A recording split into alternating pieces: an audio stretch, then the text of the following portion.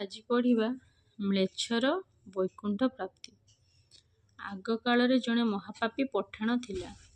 ଜୀବହତ୍ୟା, ନରହତ୍ୟା, ବ୍ରହ୍ମହତ୍ୟାକୁ ସେ ମହାପୁଣ୍ୟ ମନେ କରୁଥିଲା। ତା ଜୀବନକାଳ ମଧ୍ୟରେ ସେ କୋଟିଏ ଜୀବହତ୍ୟା କରିଥିଲା।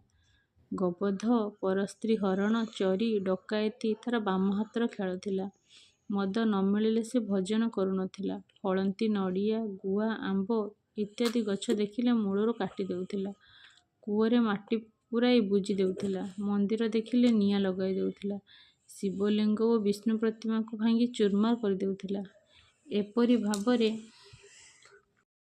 ପାପକର୍ମ କରିଥିଲା, ତାର କଳନା ନାହିଁ।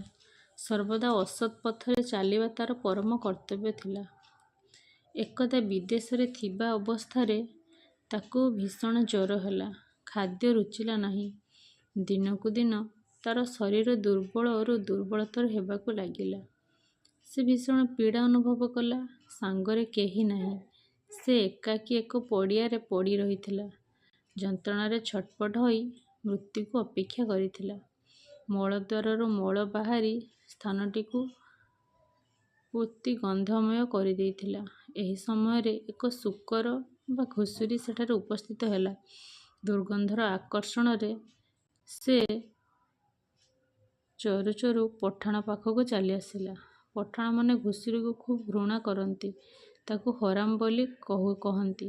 ଘୁଷୁରିକୁ ଦେଖି ପଠାଣଟି ଘୃଣାରେ ହରାମ ବୋଲି କହି ପ୍ରାଣତ୍ୟାଗ କଲା। ଯମଦୂତମାନେ ପହଞ୍ଚି କାଳଫାଶ ଲଗାଇ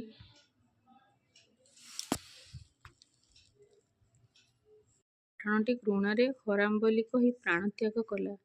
ଯମଦୂତମାନେ ପହଞ୍ଚି କାଳଫାଶ ଲଗାଇ ବେତ୍ରାଘାତ କରି ପଠାଣକୁ ଯମପୁରକୁ ନେଇଗଲେ। ଅଧା ବାଟରେ ବିଷ୍ଣୁଦୂତମାନେ ଆସି ଯମଦୂତକୁ ନାନା କଷଣ ଦେଇ ପଠାଣକୁ ଛଡ଼ାଇ ନେଲେ। ନୂତନ ବସ୍ତ୍ର ଓ ଅଳଙ୍କାର ପିନ୍ଧାଇ ତାକୁ ପୁଷ୍ପକ ବିମାନରେ ବିଷ୍ଣୁପୁରକୁ ନେଇଗଲେ। ଯମଦୂତମାନେ ଅପମାନିତ ହୋଇ ଯମରାଜକୁ ସବୁ କଥା କହିଲେ। ଯଦୁପତି ମନ୍ତ୍ରୀ ଚିତ୍ରଗୁପ୍ତଙ୍କୁ ପଠାଣର ପାପ ପୁଣ୍ୟ କଥା ପୁଚ୍ଛ କଲା। ଚିତ୍ରଗୁପ୍ତ ପାଞ୍ଜି ଖୋଳି ଦେଖିଲେ ପଠାଣର ପୁଣ୍ୟ ବୋଲି କିଛି ନାହିଁ। ଖାଲି ପାପ ଆଉ ପାପ। କେବଳ ମୃତ୍ୟୁ ସମୟରେ ଘୁଷୁରିକୁ ଦେଖି ହରାମ କହି ପ୍ରାଣତ୍ୟାଗ କରିଛି। ବାସ୍ କେବଳ ଏତିକି ପୁଣ୍ୟ ତାର ଅସୁମାରୀ ପାପରାଶିକୁ ଭସ୍ମ କରିଦେଇଛି। ଥରେ ମାତ୍ର ରାମ ନାମ କୋଟି କୋଟି ପାପରୁ ମୁକ୍ତି କରିବାକୁ ଯଥେଷ୍ଟ ହୋଇଥାଏ।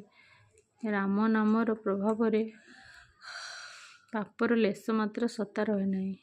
ନାମର ମହିମା ଏତେ ସୁଦୂର ପ୍ରସାରୀ ଯେ ତାହା ବର୍ଣ୍ଣନାତୀତ।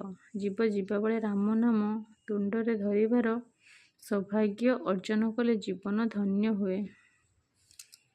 ସୌଭାଗ୍ୟ ଅର୍ଜନ କଲେ ଜୀବନ ଧନ୍ୟ ହୁଏ। ଭକ୍ତ ଓ ଭଗବାନଙ୍କର ଏହି ଅପୂର୍ବ ରହସ୍ୟ ଶ୍ରବଣ କିମ୍ବା ପଠନ କଲେ ଭବସାଗର